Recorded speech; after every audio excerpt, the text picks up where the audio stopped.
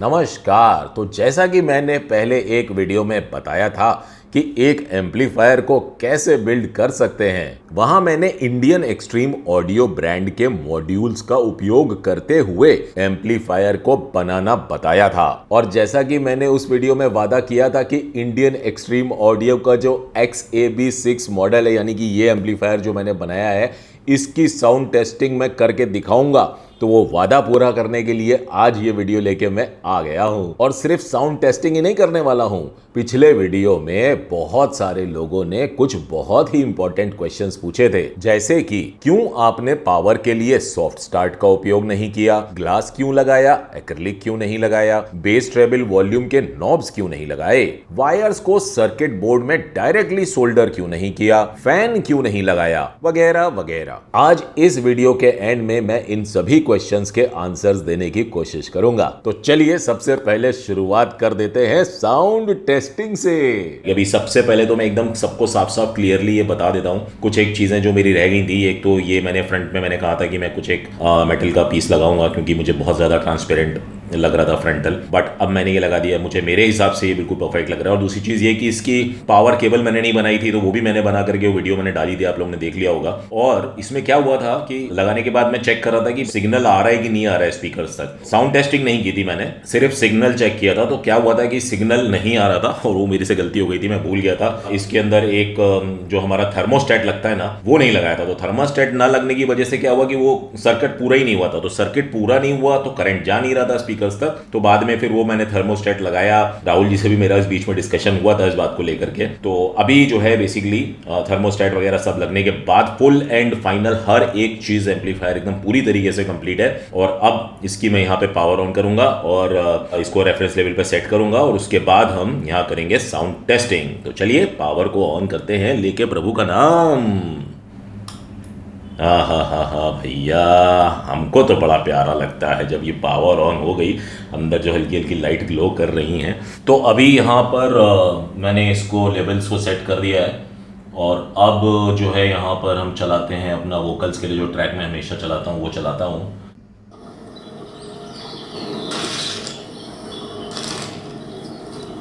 बाबा ये लो चाय। क्या 2 कौड़ी की चाय बनाई?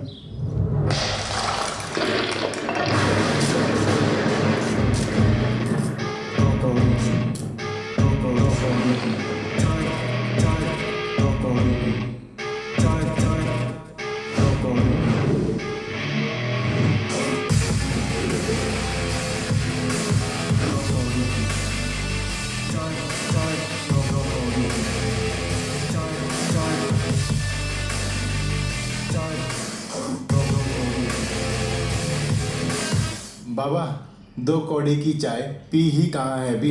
चलिए चाय मैं पिलाता हूँ। ओके, तो ये साउंड टेस्टिंग वोकल की थी। अब हम म्यूजिक प्ले करते हैं यहाँ पे।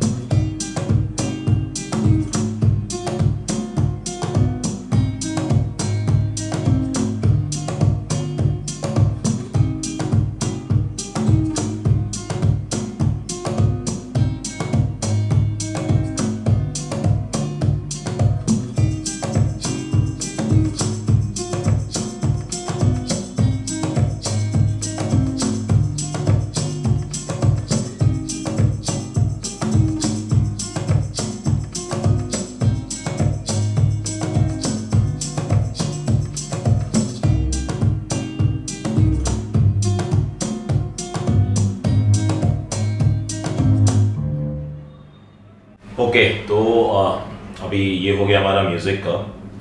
एक बार वॉल्यूम को ज़रा पूरा फुल करके सुनते हैं कि कहाँ तक मैक्सिमम आउटपुट जो है इसका कितना हो सकता है कि हो।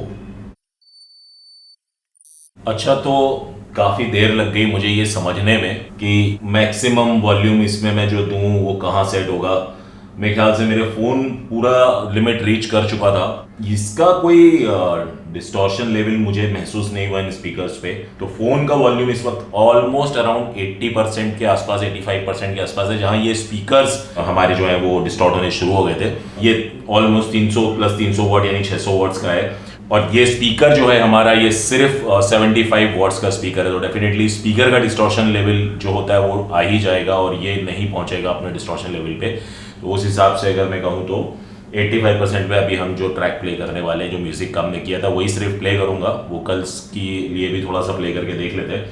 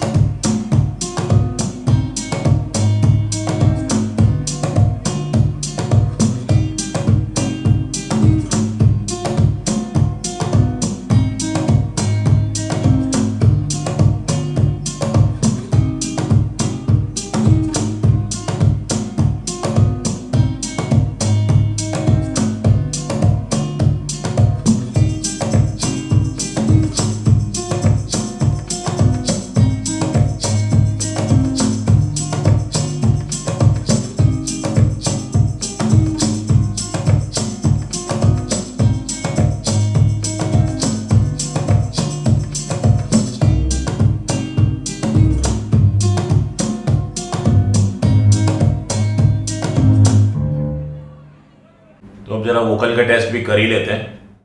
बाबा ये लो चाय।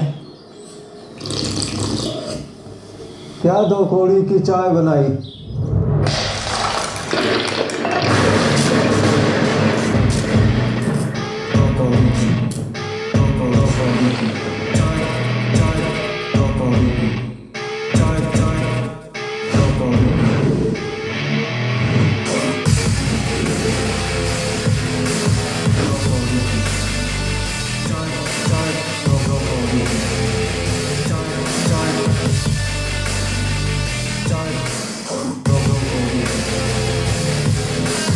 बाबा 2 कौड़ी की चाय पी ही कहाँ है अभी। चलिए चाय मैं पिलाता हूँ।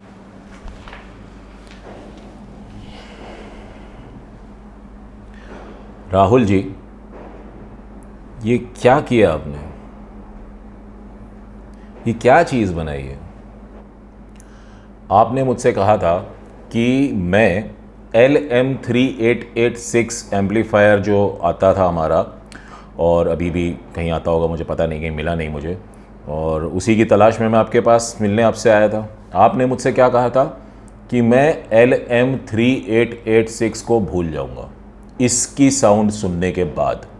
भाई, मैं तो ये भी भूल गया कि इससे बेहतर साउंड मैंने पहले कब सुनी थी। नॉइज़ होता है ना, कभी स्पीकर्स को जब एम्पलीफायर ऑन करते हैं तो एक हल्का सा साउंड आता है, या कुछ तो आता है ना। कान लगा के भी मैंने सुना बीच में कि बंद तो नहीं हो गए कहीं। तो कोई नॉइज़ नहीं, बिल्कुल नीट एंड क्लीन। हर एक इंस्ट्रूमेंट अलग अलग सुनाई दे रहा है, बिल्कुल साफ। ना ही बेस बहुत ज़्यादा था, ना ही ट्रेबल बहुत ज़्यादा थी, ना ही मिड टोन्स बहुत ज़्यादा थी। सब कुछ बैलेंस्ड, एकदम बैलेंस्ड। मगर हल्का सा जो मुझे फील आया, जो साउंड का, अगर मैं इन स्पीकर्स के हिसाब से बोलूं, जो और भी एम्पलीफायर्स मैंने इन्हीं स्पीकर्स पे टेस्ट किए हैं, तो यहाँ पे साउंड थोड़ी वार्मनेस के साथ थी। मतलब कहने का ये है कि बेस जो था वो थोड़ा सा मुझको बेटर फील दे रहा था। बाकी की जो फ्रीक्वेंसीज़ थी, मिड्स हो गई, हमारी हाई फ्रीक्वेंसीज़ हो गई, वो सब बहुत ही बैलेंस्ड, बिल्कुल जैसी होनी चाहिए, एग्जैक्टली बिल्कुल वैसी। ये एम्पलीफायर वाकई में लाजवाब है। मैं जो रेटिंग देता हूं, एवरेज, गुड, वेरी गुड वगैरह, तो यहां मैं इंडियन एक्सट्रीम ऑडियो के XAB6 एम्पलीफायर को रेटिंग दूंगा एक्सट्रीम टेक, यानी कि साउंड टेक्नोलॉजी में मैंने अभी तक ऐसी साउंड नहीं सुनी। इस बजट में, ध्यान दीजिएगा, मैंने कहा इस बजट में, जी हां, जिस बजट में ये एम्पलीफायर बनके तैयार हुआ है उस बजट में मैंने और भी बहुत सारे एम्पलीफायर्स को सुना है, लेकिन ना बाबा ना, ऐसी साउंड क्वालिटी उस बजट रेंज में मैंने तो नहीं सुनी। तो जैसा कि मैंने एक पिछले वीडियो में और एक वादा किया था कि मैं कार ऑडियो स्पीकर्स जो होते हैं उनसे बने स्पीकर्स को आप लोगों को दिखाऊंगा इस वीडियो में, तो भैया वो सरप्राइज भी मैं आपको इस वीडियो में दिखा ही देता हूं। अरे बाप रे बाप। तो भैया ये अच्छे खासे भारी हैं और ये आ चुके हैं मेरे पास। बेसिकली ये मैं लेके आ गया हूँ दिल्ली से मुंबई, और इस वीडियो में सिर्फ मैं आपको ये दिखा रहा हूँ कि ये आ चुके हैं, और इनकी जो अनबॉक्सिंग है और पूरी डिटेलिंग के साथ, साउंड टेस्टिंग के साथ जो वीडियो मैं बनाऊंगा वो अगला वीडियो आएगा इसके बाद, उसमें मैं ये सारी चीज़ों को कवर करूँगा, इसी एम्पलीफायर के साथ टेस्टिंग करके भी दिखाऊँगा। तो चलिए अभी इसको मैं रखता हूँ साइड में। तो चलिए अब शुरू करते हैं प्रश्नों के उत्तर का सिलसिला। तो भैया किसी ने मुझसे पूछा था कि आपने सॉफ्ट स्टार्ट का उपयोग क्यों नहीं किया। तो भैया सीधा सा उत्तर ये है कि मैंने जो ये XAB6 एम्पलीफायर मॉड्यूल और IXA पावर सप्लाई का उपयोग किया है, इसमें 1% पॉप नॉइज भी नहीं आता है, और साथ ही जो IXA स्पीकर प्रोटेक्शन बोर्ड मैंने यहां लगाया है उसमें ऑलरेडी शॉर्ट सर्किट प्रोटेक्शन और ओवर करंट प्रोटेक्शन दिया हुआ है, और फिर यहां वॉटेज भी इतना अधिक नहीं है। इंडियन एक्सट्रीम ऑडियो से राहुल जी 1000 वॉट्स के लिए या उससे अधिक वॉट्स के लिए सॉफ्ट स्टार्ट सजेस्ट करते हैं, लेकिन ये रिकमेंडेशन सिर्फ तब के लिए है जब ट्रांसफॉर्मर भी आपने इंडियन एक्सट्रीम ऑडियो से ही लिया हो। यदि लोकल मार्केट से कोई ट्रांसफॉर्मर ले रहे हैं तो डेफिनेटली आपको 1000 वॉट से कम वॉट्स के लिए भी सॉफ्ट स्टार्ट की आवश्यकता पड़ सकती है। तो भैया अब एक सवाल और किसी ने मुझसे किया था कि भैया आपने ग्लास का उपयोग क्यों किया है, एक्रिलिक का उपयोग क्यों नहीं किया। तो ये जो ग्लास है इस पे हम बस एक कपड़ा मारेंगे और बिना स्क्रैचेस के ये साफ हो जाएगा, और यदि हम एक्रिलिक का उपयोग करते हैं तो किसी भी कपड़े से आप साफ कर लो, स्क्रैचेस आने 100% कंफर्म हैं। तो इसलिए मैंने ग्लास का उपयोग किया है। तो भैया अब एक और सवाल किसी ने हमसे पूछा कि आप सर्किट बोर्ड पे डायरेक्टली सोल्डर क्यों नहीं करते, क्यों आपने स्पेट टर्मिनल्स का उपयोग किया है। तो भैया जवाब यह है कि डायरेक्टली बोर्ड पे सोल्डर करना बहुत ही बढ़िया ऑप्शन है। आप लोग चाहो तो बिल्कुल डायरेक्टली बोर्ड पे सोल्डर कर सकते हो, लेकिन मैंने यहां स्पेट टर्मिनल्स का उपयोग इसलिए किया क्योंकि मैं बिलीव करता हूं मोटी कॉपर वायर पे, और यदि मोटी कॉपर वायर को सर्किट बोर्ड पे सोल्डर करना हो तो बहुत ही मुश्किल होती है, और वायर को मोड़ते वक्त कई बार सोल्डर निकल आता है। तो वो सब झंझट में मुझे नहीं पड़ना था, और जैसा कि आप लोग जानते हैं कि मुझे DIY का शौक है, तो आज नहीं तो कल मैं कुछ ना कुछ नए एक्सपेरिमेंट करूंगा आप लोगों के लिए। तो स्पेट टर्मिनल्स का उपयोग करने की वजह से सर्किट से वायर्स को निकालना काफी आसान हो जाएगा। अब जब बात आई है मोटी वायर्स की, तो भैया अब ये मोटी वायर्स क्या भला है। तो मोटी वायर कहने से मेरा तात्पर्य है कि किसी भी वायर के अंदर लगी कॉपर की थिकनेस, जिसे कि हम गेज कहते हैं या फिर स्क्वायर mm में नापते हैं। अब बात करते हैं कि मैंने बेस, ट्रेबल, वॉल्यूम नॉब्स का उपयोग क्यों नहीं किया है। भाई अब इसके लिए तो मैं आपको ये 2 वीडियो देखने की रिकमेंडेशन दूंगा, क्योंकि इस वीडियो में इतना सब समझा पाना थोड़ा मुश्किल हो जाएगा, क्योंकि ऑलरेडी ये वीडियो काफी लंबा हो चुका है। और अक्सर लोग मुझे बताते हैं कि मेरे वीडियोस को वो 1.5x की स्पीड पे देखा करते हैं। तो भैया अब किसी बात को यदि समझाना हो तो मेरे हिसाब से नॉर्मल स्पीड पे बोल के बात को आसानी से समझाया जा सकता है, जिससे एक एक शब्द सुनने वाले को समझ में आ सके। खैर मैं भी कहां भटक गया टॉपिक से। चलिए अब बात करते हैं कि मैंने एम्पलीफायर में फैन क्यों नहीं लगाया। तो भैया फैन को ना लगाने के पीछे 2 वजहें हैं। पहली वजह जुड़ी हुई है नॉइज से। जी हां, फैन भले ही कितनी भी क्वाइट मोटर का उपयोग करके बनाया गया हो, फैन में से हमेशा एक नॉइज आती ही आती है, जैसे कि